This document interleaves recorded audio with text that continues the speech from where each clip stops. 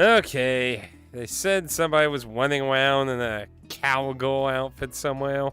Not that I don't have enough problems to deal with a festival coming up here in about 2 days. Ah, Lord. Never gets any easier around this damn ass town. Like, don't I deal with enough? Don't I deal with enough? Ugh. Anyway. I hope you get your group of friends gathered up and be very careful of rumors and of superstitions, as today we will be talking about Higurashi when they cry. Now, normally I would probably break this up into individual parts since the game is sold that way and was originally sold that way when it first came out in Japan. However, many other releases have complemented have made compilations of the many chapters and additional content on various consoles and releases and such.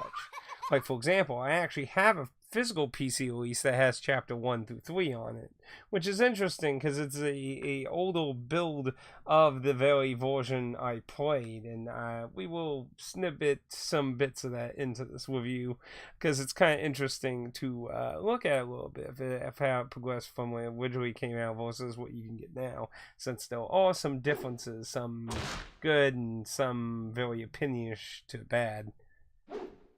So, this is a visual novel, and there's no really easy way to review this without spoiling a lot of things. So I'm going to break this up to 3 ways. We're going to do the quick version, where we don't really talk a whole lot about it, and more about my recommendation on it, other than a little introductory on it, and I'm going to very early talk about my recommended prices and that. The second tier will be we will go into a little bit of explaining why there are 8 parts of this game and what that means to the greater picture of the game. And then lastly, we'll deep dive into the overall game, which will be massive spoilers, which, like, if you watched my reviews normally, I will talk about that, and that's at the end of the video. Anyway, let's get to the first tier of this. Higurashi when they cry. You play as I think he's about late elementary, early middle school age, if I remember correctly. A young man who just moved to a fresh country town in Japan. And it's the countryside of the countryside, that's for sure. I mean, it's so country, all the different ages of kids all share the same classroom. There's no real separate grade system or anything in the school, in the town at all. It is very huckleberry heap, at least as you can in a Japanese town. It takes place in 1983, which you will get very familiar with. So, you're basically just freshly moved in, and you're getting to know the town, the new students that you're encountering, and making friends in that. And it's very build up your life kind of situation now. Not to go into too far, like I said, but strange things do start happening, and I'll leave it at that. But I would tell you, if you go into Higurashi when they cry and you love a good mystery and trying to figure out something and the insanity of what's going on, I definitely recommend checking out Higurashi when they cry. This is a visual novel, or as it's also referred to as a sound novel. Now, I would say that definition has changed a lot, because this is a game that came out back in 2006, the early 2000s, a long time ago. And obviously this game has evolved a lot since then. I mean, it has a lot of console versions and stuff in Japan, and I would say it's just better to call it a visual novel. But I get why it's called a sound novel as well, because it's very devoted to just listening to sound effects and music at different parts. Chapter 1 is full of a lot of ambience for a good while before it starts cranking in some actual tunes. And as you go on into the 8 different games, you get more and more music in that. No, no, the first one was released in 2002, and the last one was released in 2006. So that's actually when the last one released. My bad, my bad. But yeah, very early 2000s fucking game. And this is held to very high regard as a visual novel. Now, to talk about the gameplay as a visual novel, it's devoted to a story. So you don't get a lot of visuals either, which is another reason why I think it went with the whole kind of sound novel kind of title, because the background imagery are real photographs being filtered quite heavily, where they look like a strange abstract artwork kind of thing, but they are originally real photos, supposedly of the actual town that the game takes place in. I don't know how true that is. Supposedly, this was very loosely told to me. Supposedly, the photos came from when the creator of the game took a trip there. I don't know the proof of that, but that was something I was told. That sounds interesting, but I don't know how true that is.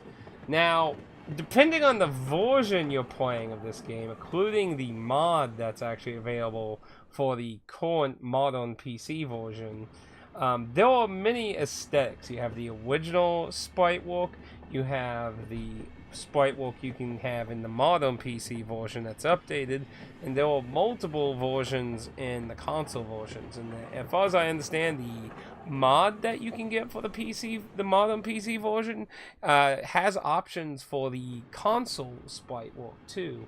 And they all have their different aesthetics, ups and downs, and that, and it kind of just depends on your subject. I went with, I did not use mods because I didn't feel like a mod would be obviously a proper way to review the product that you're paying for, because it's not associated with the product itself. It's something that was hacked, fan created, and stuff like that. I get it uses assets from one of the more modern console versions, but the point is, it's not what you paid for. So, but I do want to acknowledge that the mod exists for anyone who is curious about that. But it's a photographic filtered background with sprites interacting with tons and tons and tons of dialogue. Now, I will say that while this is a very bare bones visual novel, because like if you play modern visual novels, you're used to having choices, alternate endings, and all kinds of that jazz. That's not in this. Now, they're all in very, very few little choices that happen way later in the game. But, I mean, we're talking minuscule, like super minuscule. One of them's even missable.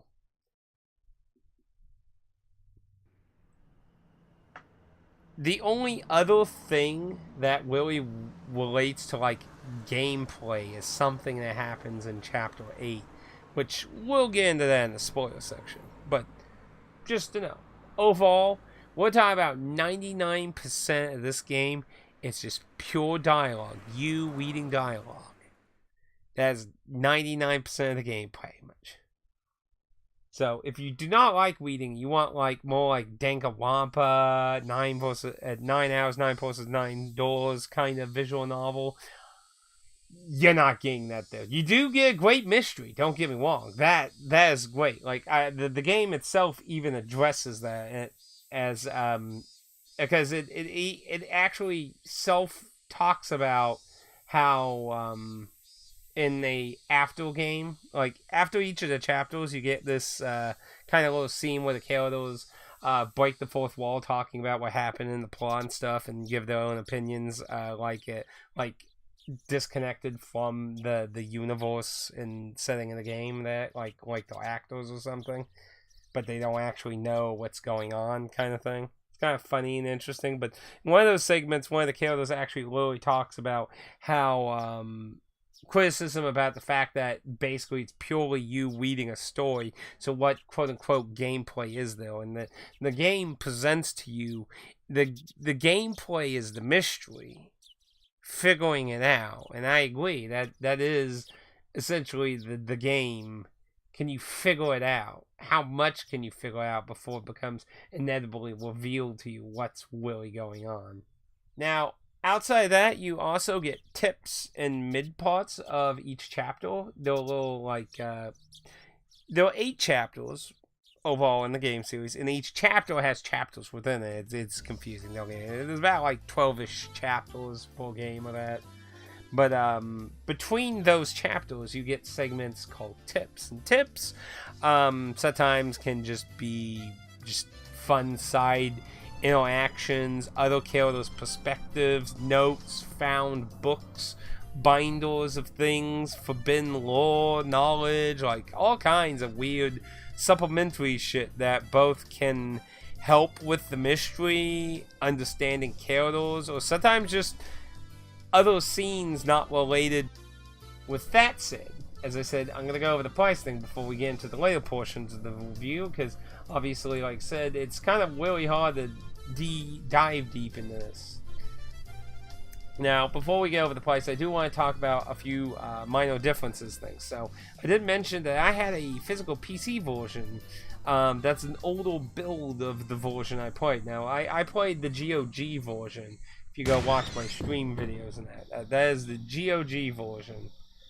Is the, as far as I understand, the same as on Steam. And what's interesting to note on that is that there was different music that got replaced in, let's see, it was like April of 2019, I believe. They got completely new tracks added. These are a mixture of just updated tracks. Like, basically 2 things happen in this update. A guy updated his music from the original version. So, there are a lot of songs that got replaced and a lot of songs that just got updated. So, the updated ones, like I said, well, you know, they have their little aesthetic differences. Is pretty much the song. It's like listening to, like, you know, a more modern Dragon Quest or Final Fantasy. You know, they updated the song, but it's the song, so, you know, sometimes that usually ain't as big a deal, and sometimes like Final Fantasy Adventure's final boss song is totally butchered on GBA versus the original Game Boy. So overall, I didn't really feel that problem with those songs. Now, what a lot of people were pretty mad about were the songs that got completely removed. So these songs were apparently ones that came from a company called AIDIA, which was some kind of royalty-free place, which brings into question why they even had to remove them. I'm not quite sure. People theorize they might have been removed of copyright issues, which I could actually believe, because as the internet and digital music and stuff built up, digital rights and things with music is a mess. Like, there's tons of stuff that's actually public domain or royalty free that get claimed anyway. I mean, I'm serious. Like, you know, Markiplier's theme, I don't know if he still uses it. When I used to be in a YouTube network, it provided royalty free music for us. And Markiplier's theme is from that. And I actually used it for one video. But after I got out of that network, because I got kicked out, it was during the great YouTube purge thing. The company that owned that stuff started flagging everyone's stuff. So I wouldn't be surprised if Markiplier got rid of it eventually. I don't know if he actually uses it. I'm not a very common Markiplier watcher. I haven't watched him quite a long time, honestly. But if he did, he probably paid for it, which, I mean, he definitely has the money for that. So, either way, but interesting fun fact, though. So, it wouldn't really surprise me if that was a possibility, that the kind of rights towards it kind of changed. Because, I mean, if it really was royalty free, why would they really care much about updating it or just outright changing them? But yeah, they changed a lot of songs So I will throw some samples in here. There's a few different samples, and try to remember to link a very nice wiki page that actually lets you hear the original version and the version that got replaced in the modern PC version, along with the interesting tidbit of there being a demo version that had even different old music that never made for any version outside the demo, which was also kind of odd. So, yeah. There was never a straight out reason stated why this ever happened that I could find in my research. All the things point to the creator of the game wanting to update it, so not really sure. But you definitely can find lots of topics in that back when this happened of people really not liking the new tracks. Now, I've done a pretty good listen of both old and new and all that. And I gotta say, like, I'm kind of mixed and match. Like, I definitely understand why a lot of people are upset about the change if you originally played with the original, because you have that emotional attachment with that song, and having it be completely different kind of fuggles your emotion of those scenes and stuff. And I totally understand why people are that. So, my experience with the GOG versions were with the new version, because they both Steam and GOG had this update. So, and it is nice to note that supposedly that mod I talked about does give you the option to switch to the OG soundtrack. So that's a nice touch that lets you experience. But you can find the tracks on YouTube too. And it was one of the things that really confused me with the game when I was trying to look for one of the theme songs on YouTube. There are so many fucking tracks on YouTube for Higurashi. And that's because of the different versions of OST that we're talking about here. And then, of course, there's a lot of the anime versions, because there's apparently like 2 separate fucking anime adaptations of this, let alone like dramas and shit. Like, there's a lot of fucking music for this game, oddly enough. But that's something I want to throw out, though. So if you're an OG fan and you're coming into this wanting the OG music, you probably want to get the dub, or not the dub, I mean the fan mod, dub, the fan mod. Now, apparently, if you do actually have the OG soundtrack, you can apparently dump them in the files and replace the ones they replaced. So you supposedly could go that route too if you happen to have them, but probably the mod's probably the easier route for it, probably to be realistic. Outside of that, I'm not aware of any other things severely changed. Now, admittedly, this is a Japanese visual novel that has a lot of versions in Japan, and we have a very limited accessibility of versions in the West. If you don't know Japanese, that is, of course. That one's out in English. Now, in my research, I did apparently, I don't know if this is true.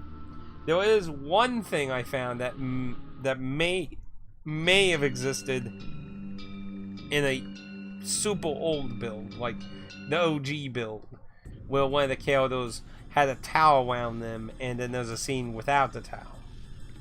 Now, the old art style is super cartoony. I mean, it's not even really anime. It's like very ridiculous that. So I imagine it was not sexualized in any regard, I would imagine, if this supposedly existed. Is not in the newer versions. That the scene with the towel is, but the scene without a towel is not in the newer versions. So if that did exist, then that was something that was censored. I wouldn't say that is a super big deal.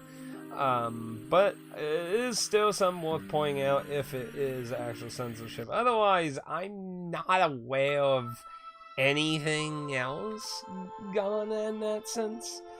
Some other things to note in this regards all versions, there are some grammatical errors here and there. They seem to be more frequent as you get deeper into the chapters versus the early stages. I feel like it was much better in the early stages versus the way later in the game. So, take that as you will. But it's not game-ending break. And another minor thing to throw out there too before we get to the price is this happened to later chapters to me, but when looking it up, people did experience it during chapter 1, so I'll note it as well. The game did crash on me a few times, which of course sucked, because if you didn't just recently save, you got to go from your old save and do a massive skip to get back to where you was. Luckily, skipping is super fast, but yeah, it still kind of sucks if it's been a while since your last save. And some of these chapters in the later game can get really fucking long if you're really reading them. So yeah, that can suck a bit though. It's a little weird, but you know, you'd think a visual novel wouldn't be that complicated, but other than just restarting and doing it again, it didn't happen in the same spot more than once. So I'm not sure what really triggers it, but people have experienced it, so it is not a personal problem as far as I could tell, since other people have had it. Otherwise, getting into the prices. Now, if we're talking about the modern PC version that I played, it is broken up into 8 chapters, though there is other sides of content you can find in other places.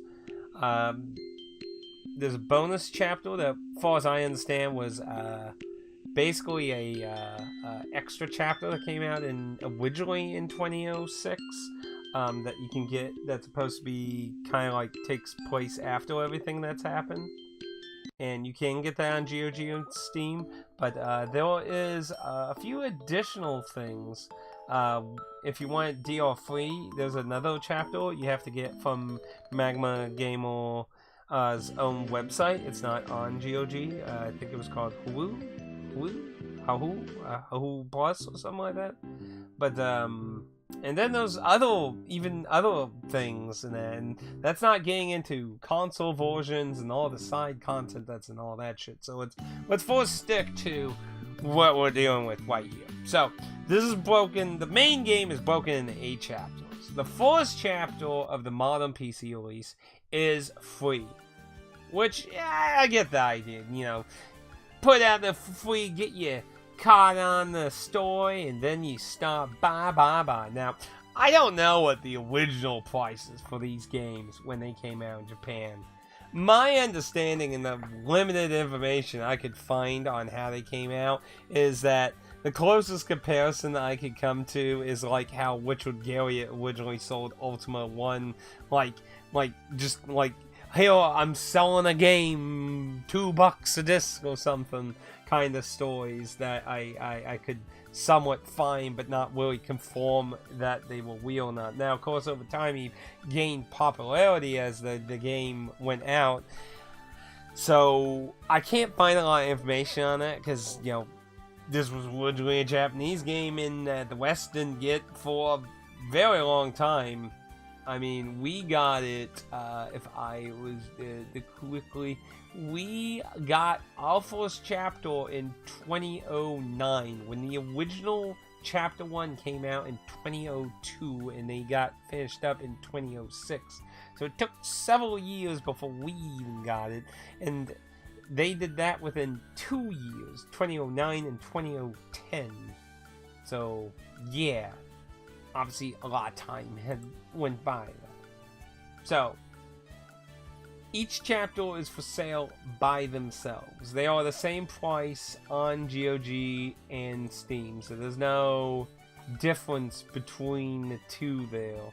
So, if you're wanting to get all the chapters, which, I mean, if you're going to go through the game, I mean, yeah, so Chapter 2 is $7.99, Chapter 3 is $7.99, Chapter 4 is $5.99, and supposedly that's because it was a little bit different than all the other chapters. It was apparently back when, you know, the games were actually coming out chapter by chapter, apparently it was kind of like a filler arc thing, because they were still working on what was originally going to be it and became Chapter 5. But still, it's a very interesting chapter, don't get me wrong, though, so, Chapter 5 is $7.99, Chapter 6 is $7.99, Chapter 7 is $7.99, and Chapter 8 is $7.99. Then the bonus chapter that originally came out in 2006 after the 8th chapter is $5.99 if you're interested in that. And the other thing, Hulu Plus is available on Steam, and it is $7.99 on Magma Gamer. It's $7.95. Actually, it's interesting that instead of $99, they're all $95.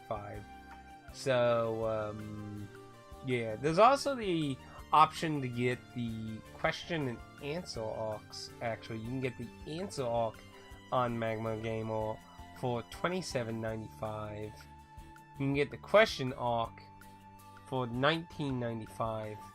And when you do the math, those all add discount, as the answer and question arcs are 4 chapters each.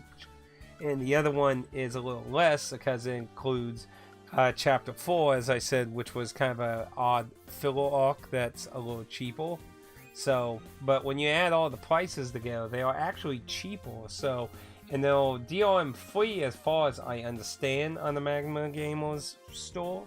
So that's not necessarily a bad route to go either if you want to get some savings on your money there. If you're not too concerned about either keeping them all in the same place, or if you're curious of DRM. Now, you might want to double check that. Most of those games are DRM free nowadays. So if you go with the $99 price tag, which I'm just going to do since, you know, it's there on the other storefronts, but, you know, it'll be a minor difference if you were to do it with the Magma game, was 95 cents. But for the whole series of 8 chapters, chapter 1's free, but 8 chapters basically, or I guess you're paying for 7 chapters, will be $53.93. So, a bit up there in the price. Now, of course, if you go with those bundles that were mentioned on Magma Gamer's website store, buying the 2 bundle packs on Magma Gamer for all 8 chapters will net you $47.90. So, yeah, a little bit of a discount there, and probably the better route to go. Like I said, as far as I'm aware, pretty much everything on Magma Gamer is DRM free now. Yes, I have actually checked. Magma Gamer is indeed DRM free on Higurashi when they fly. So, if you like DRM free and you're not concerned about staying in the same lab area like on Steam or GOG, and of course, like I said, the Hulu Plus is not available on GOG, so if you want that DRM free, that's the route you'll have to actually go for. And that is not a part of the bundles. It is to note the 2 additional things, at least as far as I'm aware. I'll probably double check here. Yeah, the answer arc does not include the extra chapter thing that came out after chapter 8. So yes, if you want the other 2 additional ones, those will actually be a separate thing. But like I said, this review is for 1 through 8. The side content, I'm going to be taking a break from this, but I will come back to some of the side content. But yeah, just that's going to be its own thing down the road. This was a very long game. It's a very long game. I've never played a visual novel even half the length of this fucking game. It's crazy fucking long. But good. It's good. Anyway, with that, what would I recommend for a price on the only legit English version that you can get? Some people might say, like, even $40 might be kind of pricey for a visual novel, especially it being a very old visual novel with, like, just minor updates. Now, I would say the price was probably more for the localization. Like I said, this is a very long game. Did I mention, like, 99% of the game is pure fucking text? That's a lot of text. Actually, I'm kind of curious how many pages of the book this thing would fill, to be honest. It's a lot of text. It's ungodly text heavy because that is the majority of the fucking game. So I would say the price point is probably more because of the localization. It's actually one of the reasons none of the console versions, because people want the model, and this is the Switch and PS4 version, to have even more additional crap that was added. And they basically won't, because they would have to retranslate everything, because apparently there's so much new shit, and of course it being on consoles, there's, especially the Sony version, I'm sure, tidbits of censorship here and there for certain things and that. They can't just dump what they translate from this version in it and then kind of work from there. So yeah, that's kind of a complicated system in that regard. Honestly though, I mean, it's a really fucking long visual novel. So honestly, you know, I think like $50 is fine, honestly. You're definitely getting a fucking crazy ass story out of this. So I think $50 is fine.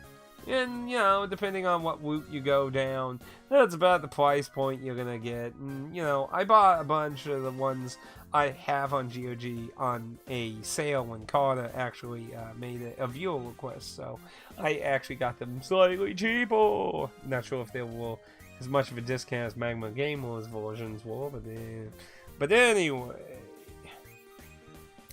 Definitely recommend if you like mystery and you want to figure out shit and you just want to see where this rabbit hole goes. With that, let's go to Tier 2, where we're going to talk about a little bit about each individual chapter. Yeah, this is going to be quite a bit, you know. Man, this is going to be quite a bit. So, let's get into it, shall we? Chapter 1, the free one. Now, I'm not aware of this being free in its original incarnation in Japan. I imagine it's for the more modern version it's done this way, and I think that is smartly done, because it does a good job wheeling you into the insanity and wanting to see what goes on if you get snagged by it. And they likely did probably price all the rest of the shit to make up for it anyway, probably anyway. I mean, like, you know, we added it all together, so yeah, they're definitely still getting the money's worth out of this shit.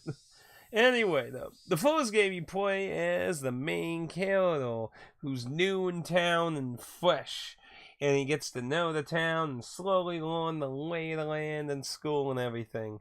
But he slowly starts to find out something weird happened in town, and this leads to superstitious problems.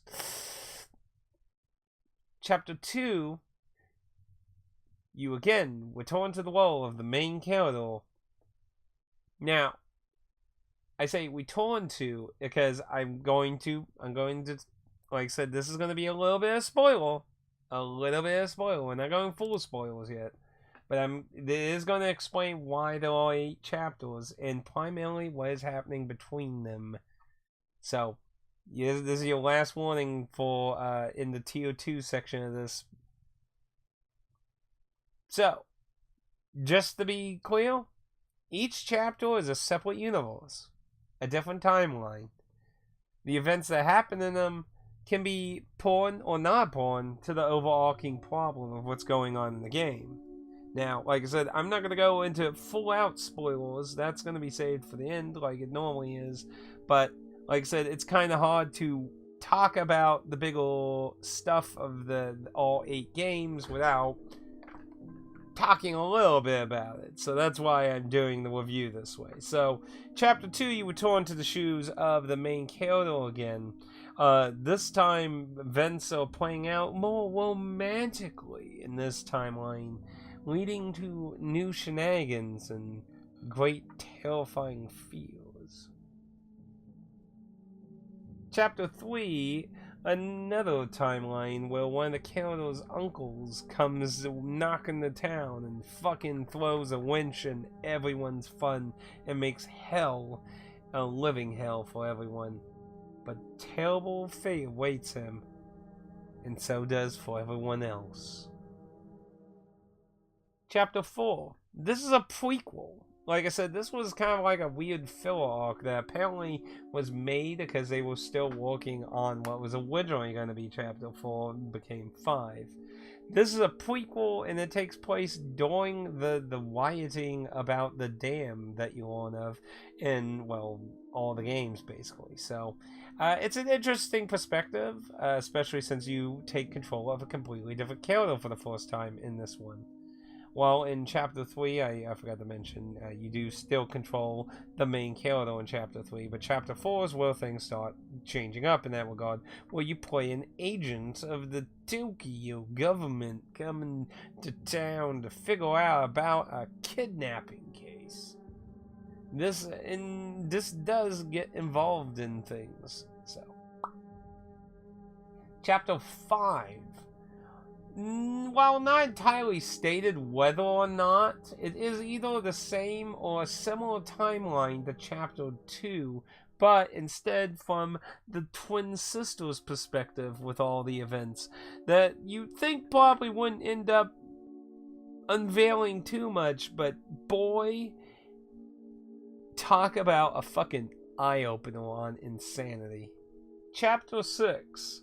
This chapter is weird because you actually jump around on who's actually being the narrator of the chapter, and it actually makes a very important note on every character's narration.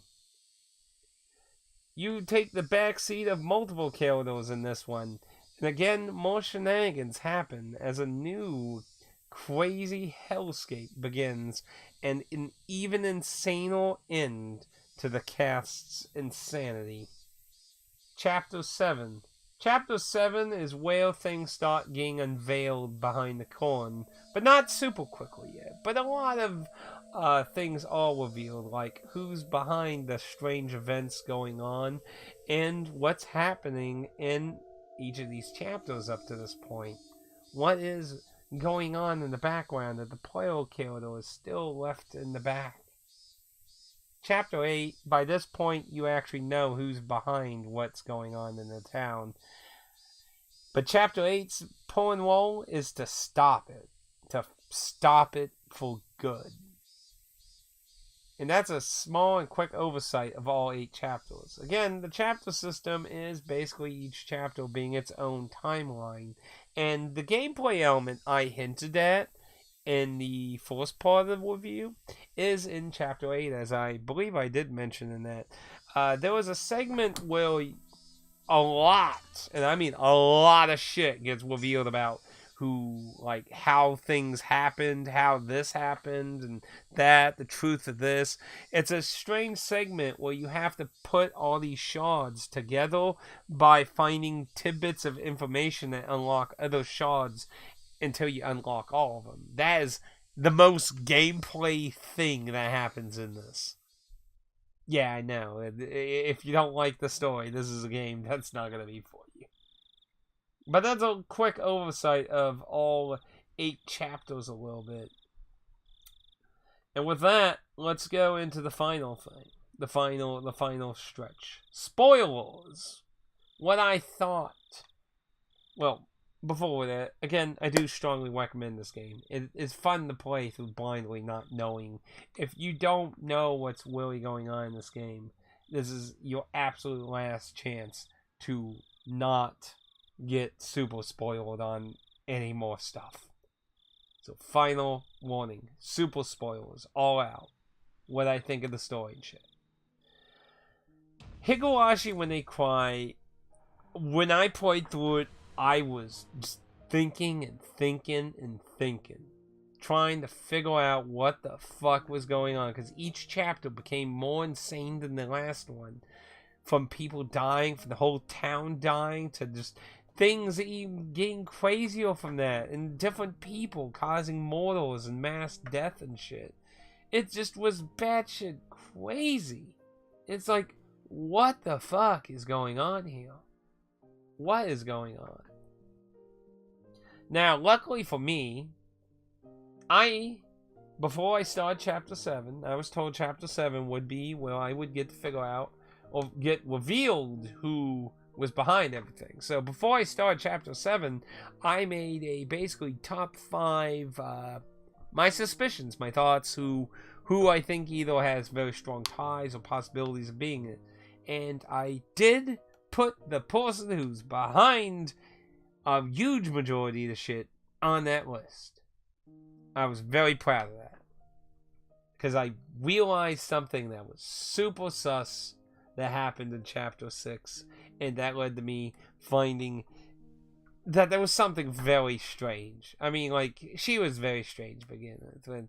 But my thoughts on the Norse basically being behind all the insanity that's been going on in this fucking town. I'm going to say this outright. There's no fucking way somebody's going to really 100% understand what's going on before the game tells you.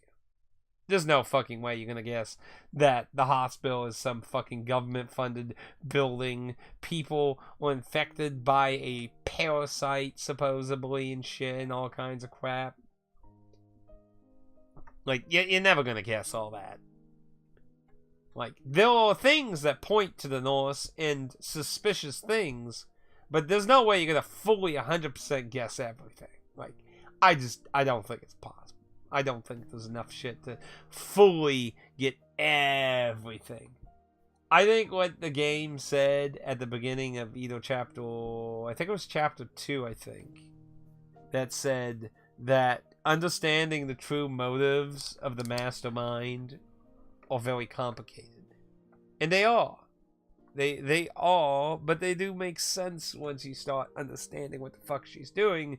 But that's why I said, like, I don't think anyone could fully guess everything in the main plot. Now, you could come up with some of it. But what led me to ultimately be very suspicious of her is the fact that, like, Chapter 6 is kind of a interesting plot point in this set of 8 games, because it basically reveals to you if everything from Chapter 5 to 1 is highly questionable. Yes, there are things in all chapters that can be used to solve and explain different things. Like in Chapter 3, what happened to the uncle's body? Well, in Chapter 6, your friend uses the Yakuza to move the person she murdered to a different location. So, like, those two kind of help explain what happened to the body. She probably found out that the main killer killed the uncle in Chapter 3, and the Yakuza moved the body to a safer location, but he never got to be aware of that. Like, there are different things that help explain things, but there's two things that made the Norse stand out as completely suspicious to me. And they were in Chapter 3, when the main killer would encounter her after murdering the uncle. Her boyfriend wasn't with her, but she had her boyfriend in downright pouring rain. Very weird. The whole interaction with everything was so weird. And how she kept saying to you and her that neither of you saw each other and stuff. This was because she faked her own murder. So the thing that happens on these chapters is that her and her boyfriend die on the night of the festival in every single chapter except for the final chapter in Chapter 8. Which is the only time you've ever stopped it from happening. But she fakes her murder, so she kind of caused I can't really mention the game, but there's another game, a visual novel murder mystery game. Yeah, some of you might be able to think of that, a similar scenario where the true mastermind faked them dying, but convinced everyone they died, so they kind of got weaseled off the chopping board of suspicion. But the other thing that made it suspicious is the fact that Chapter 6, showing that a lot of narration perspective from the different characters through 1 through 5 led to not having concrete, like, basically they're unreliable narrators. The character, like, every time the character suffered from paranoia problems that led to misgiving information because of the narration system of the people in paranoia. Chapter 6 reveals that issue with the narration of the majority of the characters in the earlier chapters. But on top of that, it really busts a hole through so many crazy theories that characters have thrown out there over the other chapters. But there's one thing that it just glossed over, why other things it explained. So many things got explained in chapter 6, but something was completely glossed over. The nurse's death. So, like, she's revealed dead. So, in chapter 6, the police that investigated her body said her autopsy said she died the day before the festival, where you get to meet her on the night of the festival in all the chapters. Now, in chapter 6, they just like, oh, it must have been a mistake. And that's it. And I was like, that's sus as fuck, because so much shit is detailed, broken down into all kinds of fucking shit, and this is just like, eh. And yeah, those are what made me suspicious of her, when she ended up being the big mastermind. Now, there is technically someone above her that was using her for their own reasons and stuff, but like the idea of basically a government, it is a political thing. So a political party wants to use her to make the other political party look bad by having to basically kill this whole town, because the idea is, the little priest girl, if she dies, supposedly the town will go crazy, and they're worried that they'll go on a murderous rampage, which is why they built the hospital, to try and fix the parasite issue that's in the town that causes all this insane paranoia shit and stuff. So she, because her grandfather's research on all this shit is treated badly by the government, and she basically gets to the point, because they're going to shut down stuff and not acknowledge it and hide it and stuff. She basically decides she just wants to have vengeance on the government. So these political people use her. So the idea is that they'll trigger them needing to do this order to kill the town to avoid having this gigantic mob riot of the Italian population of the town. And thus they make the political opponent look bad, even though no one will truly know what happened. They'll still be like, wow, man, that guy was leading the country and that whole town just went poof, they all died and shit, what the fuck? Like, it'll look bad on him, and the idea is to struggle power out of their political party of that. So, while she is highly the mastermind, she is also being used in the story. But honestly, this story is really good. It's, at best, a very good mystery, but to be fair, I could see some people saying that while the idea of having this multi-timeline system going on is an interesting idea, I can see where some people might say that it's a bit bloated in some places, because I mean, you're reliving the same month, same year and shit over and over again, with different events sometimes happening, sometimes a lot of events repeating. Like, I could understand somebody getting through several chapters and start saying, like, well, the mystery itself is interesting, but the normal life segments feel a little bloated here and there sometimes, because you're just kind of going through similar motions that you've done before in that. The game does go in a lot of detail. It's not something like, it does not usually just fucking pave over shit really quickly. It usually goes into very good detail about things. One day I'll definitely want to check out the additional two chapters you can play that are side content. Like I said, one of them supposedly takes place after Chapter 8. It's supposed to be like, them actually living their happy life. Now, I did not mention one actual feature, the most important character in this whole time loop thing, the little priest girl. So she is actually being tossed into these different timelines from the village god, who she can actually see. They spend all these chapters thinking she is behind a lot of this stuff, is her course, but she is actually nothing involved, and even hints not liking the village's past where they actually did hurt people. Oh dear. But anyway, she basically is tossing her into a new timeline each time she dies because she doesn't want to lose her, because she's the only person that can see her, the only person she can call a friend, because prior to her being born, she basically spent her whole existence being fucking alone because nobody could see her or interact with her. So, yeah, so she's trying to save her only friend while this is all happening. So, yeah. Like, the story's pretty fucking fucked up and crazy and everything. I really liked it. It was really long. I mean, like, if we look at how long is it? Like, how long has it set between, like, 40 to 80 hours? Probably depending on, like, if you're just purely reading or, like, I did a Let's Play of it. So, I'm sure a lot of my talking fucking went over a lot of it. Like the completionist thing says 71 hour. Like it's kind of all over the place, and the kind of probably the reason for that is because it really also leaves into the question of how many parts is it considering in this actually. It is a very long game. It is very long, but it was really enjoyable, like I said.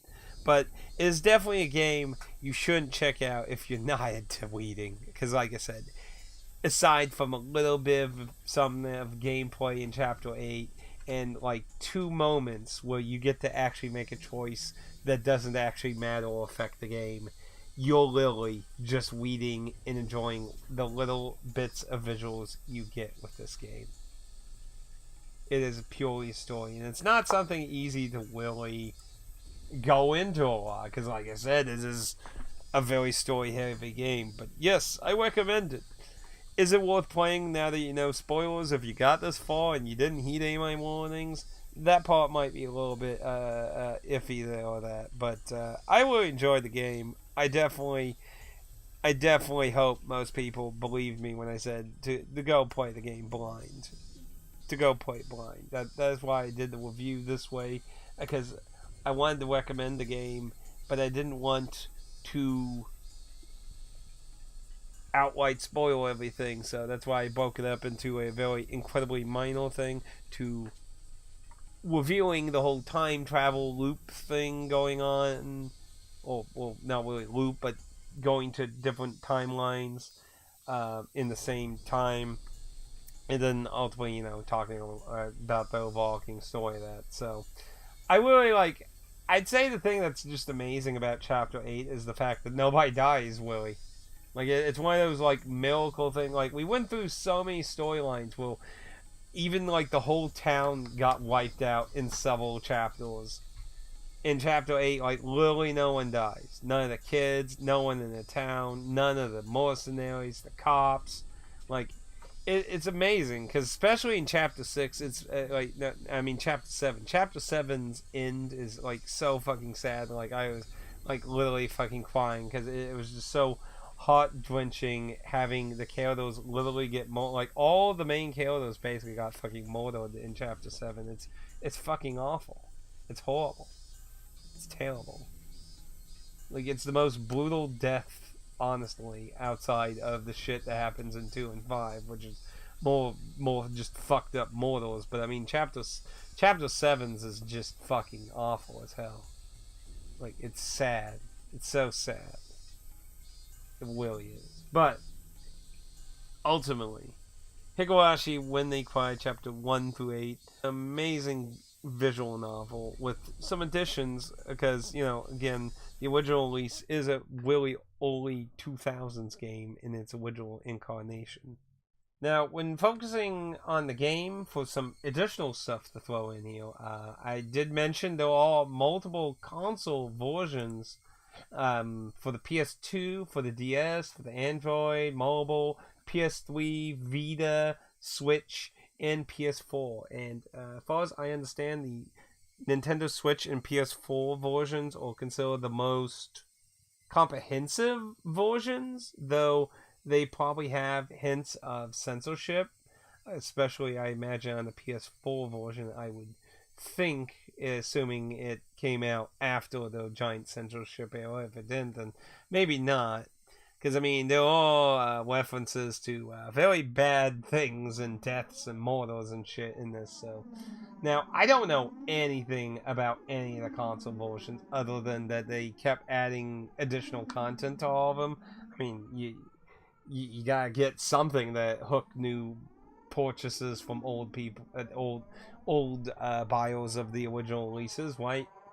So apparently each version has always added more and more shit. So that's why I say like the Switch and PS4 versions are considered the more comprehensive versions. They apparently have like loads of hours of new content in them. So and of course, other than the two side games, extra chapter side things, there is a lot more content in other forms. There's manga, there's two animes, light novels, a bunch of like those